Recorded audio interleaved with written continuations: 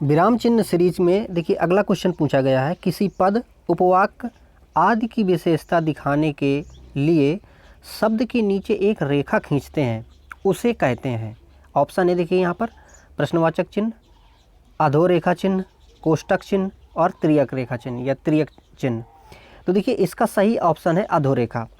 जब भी आप देखिए कोई शब्द लिखते हैं तो उसमें से एक होती है शिरोरेखा। जैसे मान लीजिए कि मैंने यहाँ पर लिखा प्रश्न, ये प्रश्न, और इसके ऊपर ये जो मैंने ये लगा दिया रेखा, ये इसको कहते हैं शिरोरेखा। यदि यही रेखा मैं इसके नीचे यहाँ पर लगा दूँ तो इसको क्या कहेंगे? इसको कहेंगे अधोरेखा। मतलब रेखाएं देखिए दो तरह की हम देख रहे हैं, एक होती है शिरोरेखा और दूसरी होती है अधोरेखा। जैसे देखिए ये जो प्रश्न है, ये देखिए प्रश्न आया है किस में? ग्राम विकास अधिकारी में आया है।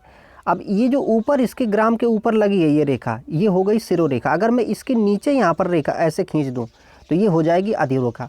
तो यदि किसी शब्द को या किसी पद को मुझे विशेष दिखाना है तो उसके नीचे यहाँ पर ये रेखा खींच देते हैं, अधोरेखा। इसको हम कहते हैं अंडरलाइन। जैसे आप कोई पैराग्राफ लिखते हैं, उसमें अगर कोई हाईलाइटेड पॉइंट करना चाहते हैं तो उसके नीचे आप क्या कर देते हैं? ऐसे रेखा खींच देते हैं। तो यही कहलाती है क्या कि अपनी अधोरेखा। अगला देखिए इसमें से जो प्रश्न पूछा गया था वो पूछा गया था कि प्रश्न चिन्ह कौन सा है। ये 4 यहाँ पर चिन्ह दिए गए हैं और इनमें से पूछ रहा है कि इसमें से प्रश्नवाचक चिन्ह कौन सा है। तो देखिए यहाँ पर ये जो है हाशिया जैसा होता है, ये आपका क्या है? प्रश्नवाचक चिन्ह है। अब देखिए इसके पहले भी हमने जो वीडियो जिसमें बनाए हैं हिंदी वाले, वो आप क्रम से इसमें से देखते जाइएगा। जीएस वाले भी देखते जाइएगा, कंप्यूटर वाले भी देखते जाइएगा, तो सारा आपका धीरे धीरे करके कंप्लीट होता जाएगा। और एक चीज़ और फ्रेंड्स, अगर ये वीडियो आप देख रहे हैं, वीडियो ठीक लगते हैं तो इनको लाइक भी कर दिया करिए।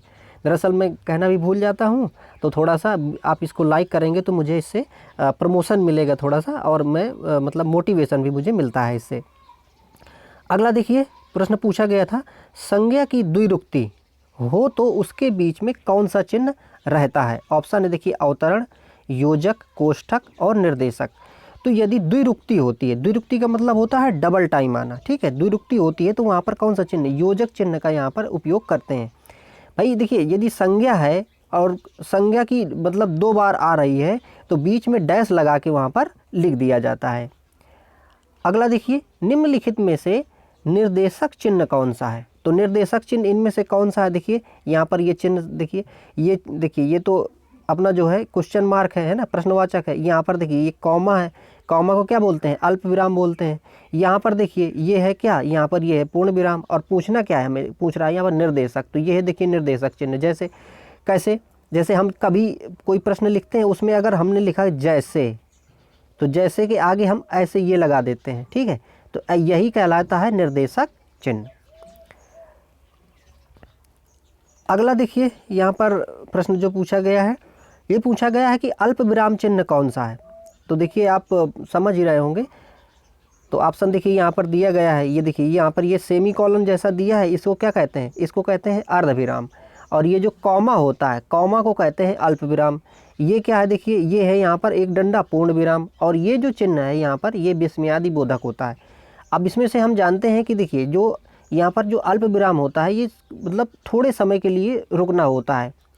फिर जो अर्ध विराम होता है ये इससे ज़्यादा समय के लिए सेंटेंस में रुकने की बात करता है। और जो पूर्ण विराम होता है ये तो पूरी तरह से रुकने की बात करता है, अर्थात वो जो कही गई बात है वो पूरी हो गई है, मतलब सेंटेंस पूरा हो गया है, वाक्य जो है वो पूरा हो गया है, तो ये बताता है इसको। इसके बाद हमने देखा था कि भाई भय है, साहस है, क्रोध है, इस तरह की अगर कहीं भाव की अगर चीज़ें आती थी तो वहाँ पर हम विस्मयादि बोधक चिन्ह का उपयोग करते थे। ये एक देखिए ये डंडा लगाते हैं, उसके नीचे एक बिंदु रखते हैं, तो ये विस्मयादि बोधक है।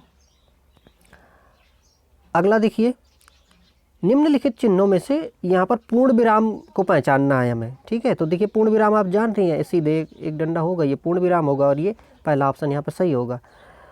अगला देखिए, ये देखिए ट्रिपल क्रॉस यहाँ पर लगा है इस तरह से ये, और ये है रेखांकित चिन्ह का नाम क्या है? इसमें रेखांकित चिन्ह का नाम बताना है। देखिए ऑप्शन है यहाँ पर लोप सूचक चिन्ह, और दूसरा ऑप्शन है यहाँ पर स्थान सूचक, तीसरा है समाप्ति सूचक, और अगला है यहाँ पर टीका सूचक चिन्ह। तो ये कहलाता है लोप सूचक चिन्ह। मतलब अगर कोई चीज़ लोप है कहीं बीच में तो इस तरह से हम ये क्रॉस करके इसको लगा देते हैं, तो इससे ये पता चलता है कि यहाँ पे कोई चीज़ लोप हुई है। अब देखिए ये किस में पूछा गया था? क्षेत्रीय युवा कल्याण परीक्षा में पूछा गया था। तो ये देखिए ये PY की ही है फ्रेंड्स जो हम पढ़ रहे हैं, और इसके देखिए जो प्रश्न है ये रिपीट होके भी हमें मिलते हैं या इससे मिले जुले मिलते हैं। एक प्रश्न कई बार यहाँ रिपीट भी हुआ होगा, आपको वो याद भी हो गया होगा। तो अगर ईमानदारी से आप PY की ही पढ़ लेते हैं तो पक्का है कि आपको कंटेंट जो है वो ऐसे ही तैयार हो जाएगा।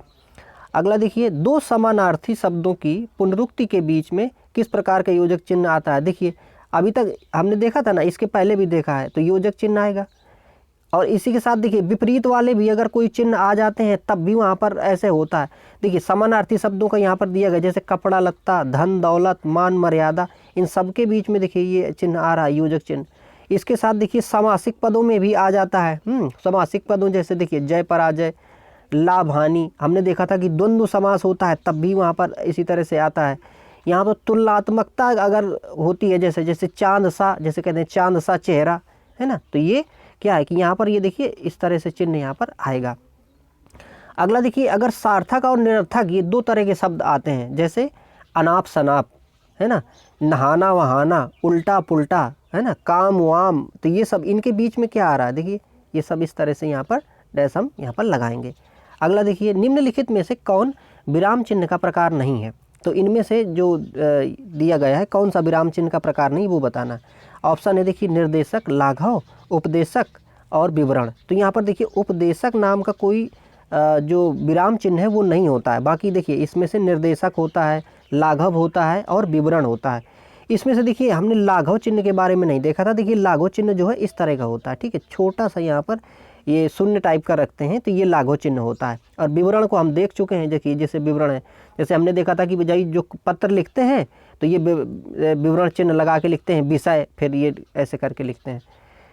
निर्देशक चिन्ह भी देखिए हमने आगे देखा ही है, जैसे करना है और फिर आगे जैसे लगाते हैं। अगले देखिए प्रश्न, ये देखिए ये ब्रैकेट एक मतलब दिया है और पूछ रहा है कि किस प्रकार का विराम चिन्ह है। तो ये कैसा है, देखिए कोष्ठक है। ये कोष्ठक में भी देखिए तीन प्रकार के कोष्ठक, जैसे ये छोटा होता है कोष्ठक, एक ये होता है ये इस तरह से, ये मझला कोष्ठक, ये जो कोष्ठक होता है देखिए बड़ा कोष्ठक होता है। तो ये कोष्ठक के प्रकार हैं, या फिर कहें कि कोष्ठक चिन्ह होते हैं इस तरह के। अगला देखिए प्रश्न क्या पूछा गया है, ये पूछा, देखिए अब ये पूछा गया ब्रैकेट में, देखिए ये चिन्ह दिया है और पूछ रहा है कि कोष्ठांकित विराम चिन्ह का क्या नाम है। अब डेफिनेटली आप बता लेंगे। तो ये अब देखिए इसी तरह के प्रश्न जो है ना फ्रेंड्स, जो हम अगला एग्जाम देंगे तो इसी तरह के प्रश्न तो आने वाले हैं। उसमें ऐसा नहीं है कि कुछ विशेष अलग ढंग से पूछेगा, और कुछ अगर इनमें से थोड़ा सा वो नमक मिर्च मिलाएगा तो हम उसको समझ लिए होंगे तो भी हम कर देंगे, ठीक है। तो ये कैसा है, देखिए ये है अर्धविराम का चिन्ह, सेमी कॉलन अर्धविराम होता है। अगला देखिए, किस वाक्य में विराम चिन्ह का उचित प्रयोग नहीं हुआ है। देखिए इसमें से पहला ऑप्शन दिया है, मैं मनुष्य में मानवता देखना चाहता हूँ या चाहती हूँ, उसे देवता बनाने की मेरी इच्छा नहीं है। तो ये जो है देखिए वाक्य यहाँ पर क्या है कि ये यहाँ पर सही है। इसके बाद देखिए दूसरा जो यहाँ पर दिया है वाक्य दिया है, वह दूर से, बहुत दूर से आ रहा है। अब देखिए अगर आपको याद हो, अगर पिछला वीडियो आपने देखा होगा, यही वाला स्टेटमेंट दिया था और ये स्टेटमेंट उस बार गलत हुआ था। क्यों? क्योंकि उसने क्या किया था कि ये दूसरे वाले दूर यहाँ पर या दूर से के बाद भी यहाँ पे उसने कामा लगा दिया था, ठीक है, इसलिए वो गलत हो गया था, ठीक है। लेकिन यहाँ पर देखिए इसने सही करके दे दिया है। तो देखिए रिपीट किया ना इसने क्वेश्चन को, सीधे सीधे पूरा स्टेटमेंट ही रिपीट कर दिया है इन्होंने। तो देखिए वह दूर से कॉमा बहुत दूर से आ रहा है। अब यहाँ पर उसने गलती नहीं की है। अब अगर हमने पहले समझ लिया होगा इस स्टेटमेंट को तो यहाँ देखिए हम इसको सही मार्क कर देंगे, ठीक है। अगला देखिए, सुनो सुनो वह गा रही है। अब यहाँ पर देखिए रिपीटेशन हुआ है, लेकिन यहाँ पर ये जो है विस्मयादि बोधक चिन्ह जो है ये दोनों गलत हैं। इसकी जगह यदि कॉमा होता तो सही हो जाता, ठीक है। तो ये यहाँ पर क्या है कि गलत है, और यही हमें मतलब छांटना था कि कौन सा ठीक नहीं है। तो ये ऑप्शन अपना सही हो जाएगा, आंसर ये होगा। अगला देखिए इसमें दिया था कि प्रिय महाशय मैं आपका आभारी हूँ। तो यहाँ पर प्रिय महाशय के बाद में भाई हम संबोधित कर रहे हैं ना प्रिय महाशय, फिर यहाँ पर थोड़ा सा ब्रेक ले रहे हैं, तो ये देखिए कॉमा और मैं आपका आभारी हूँ, इस तरह से ये सही है।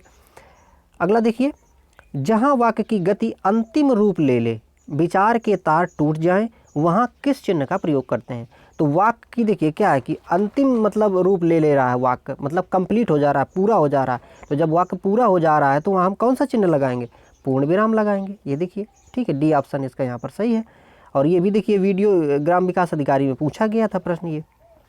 अगला देखिए, यहाँ पर देखिए एक चिन्ह दिया है ये इक्वल का, ठीक है।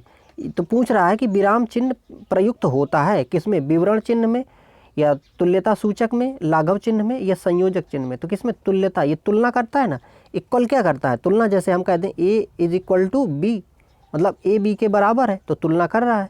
तो इस प्रकार से ये क्या है, तुल्यता सूचक जो है ये अपना चिन्ह है। तो देखिए इसमें इतना ही। अब अगला जो अपना चैप्टर रहेगा उसको हम अगले वीडियो में पढ़ेंगे फ्रेंड्स, और वो रहेगा अपना वर्तनी शुद्धि। वर्तनी शुद्धि भी काफ़ी पूछा जाता है कि कोई शब्द दे देगा और उसमें से भाई पूछेगा कि कौन से गलत है शब्द, या फिर सेंटेंस दे देगा उसमें से पूछेगा, और ये भी पक्का पूछा ही जाता है। तो चलिए अगले वीडियो में हम नेक्स्ट जो भी है अपना ये चैप्टर इसको पढ़ेंगे। आई होप आपको चीज़ें समझ में आई होंगी। Thank you for watching.